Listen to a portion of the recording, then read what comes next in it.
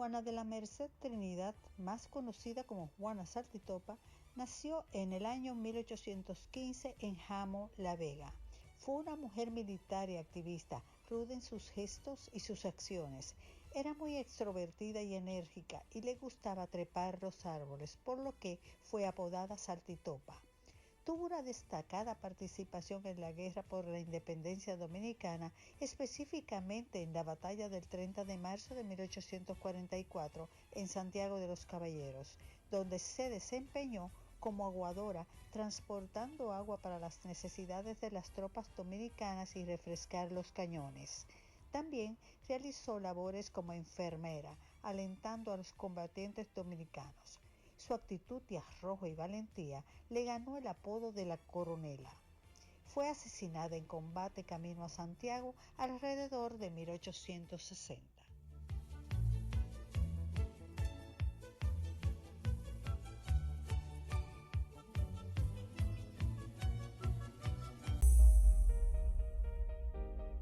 El ámbar no es una piedra, es un mineral transparente, reluciente y suele ser entre dorado y naranja, pero también se encuentra en color verde, rojo y negro, pero con el tiempo se oscurece de manera natural.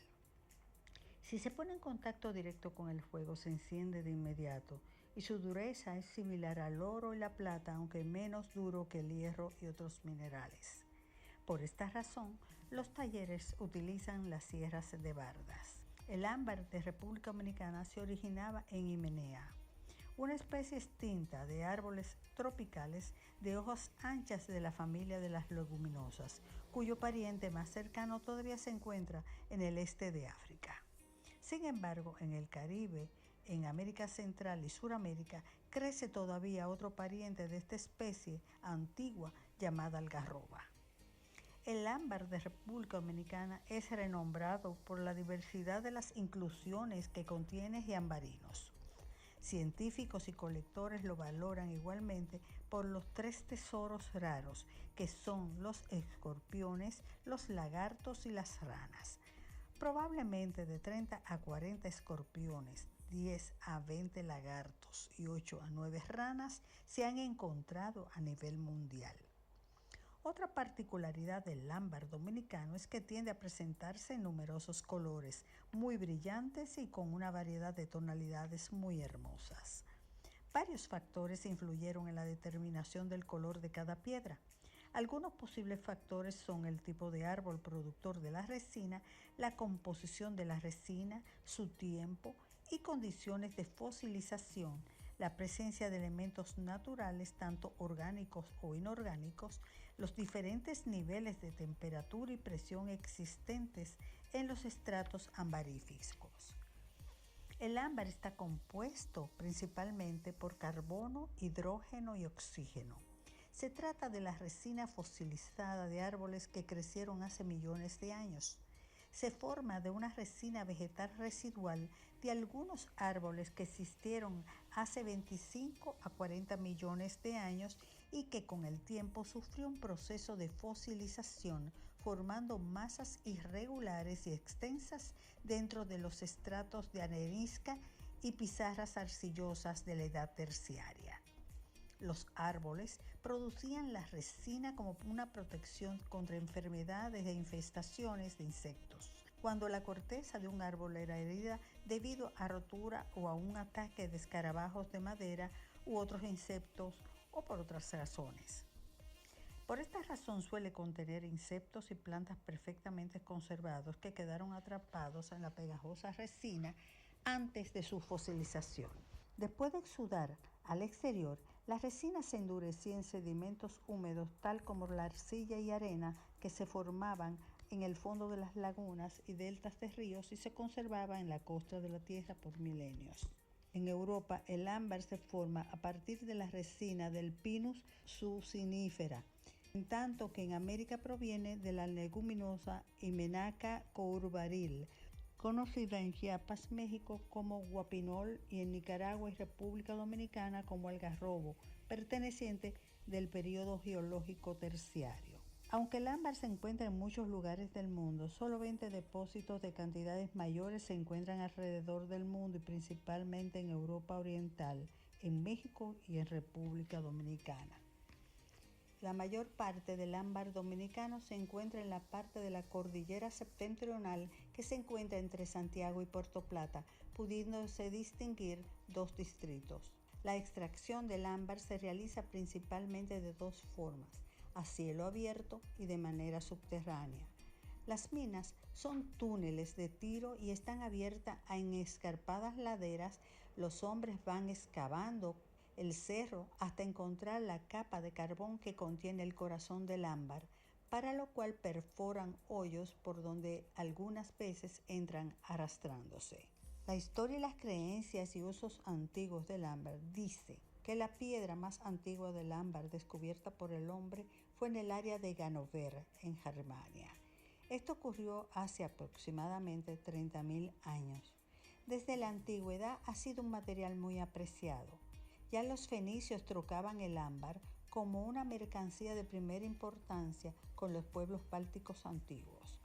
Desde aproximadamente 3.000 años antes de Cristo, el ámbar báltico era cambiado por mercancías de Europa meridional y existían carreteras o rutas de comercio que cruzaban a Europa y terminaban en el lejano oriente.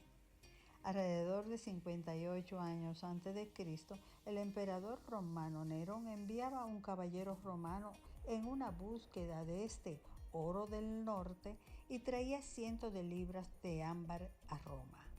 En días posteriores, desde el 1283 en adelante, los caballeros teutónicos, después de regresar de las cruzadas, se convertían en gobernadores absolutos de Prusia y de las fuentes bálticas de ámbar, así como de la manufacturera de los objetos ambarinos, castigando transgresores con la muerte por horcadura. Para los próximos 500 años, el ámbar era usado de nuevo para principalmente un propósito religioso, sartas de cuentas de rosarios.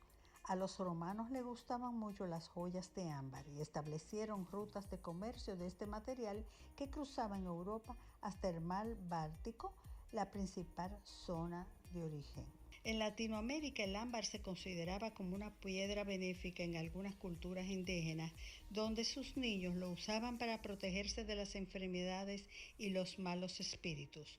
A los ojos de los pueblos antiguos, sus características eléctricas le hacían parecer como una piedra mágica, pues cuando se toma entre las manos produce una placentera sensación de calor. Una vez caliente, la resina fósil emite un agradable olor que proviene de sus fragancias volátiles aromáticas. En la antigüedad, la gente pensaba que el ámbar se formaba cuando los rayos del sol atravesaban la superficie del océano, pero realmente se trata de la resina fosilizada de árboles coníferos ya extinguidos. Miles de hallazgos arqueológicos en América Central han probado que el ámbar fue usado por hombres prehistóricos como embellecimiento personal y glorificación en ritos religiosos.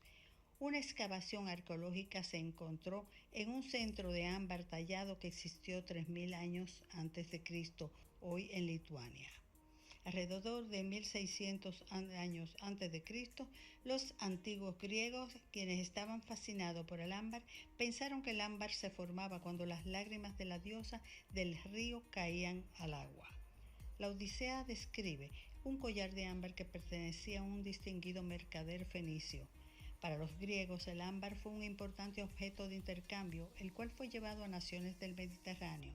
Objetos hechos con ámbar báltico fueron encontrados en la tumba del rey Tutankamón, 1400 años antes de Cristo, y en Mesopotamia 900 años antes de Cristo. Los antiguos griegos llamaron al ámbar electrón, significando que este se origina del sol. Los griegos también fueron los primeros en descubrir la propiedad electrostática del ámbar. De ahí que cientos de años más adelante esa palabra fue usada para nombrar la electricidad.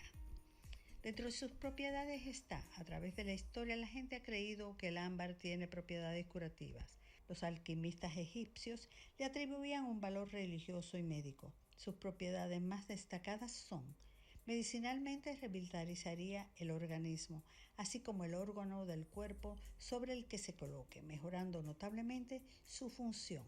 Favorece la virilidad y la fecundidad.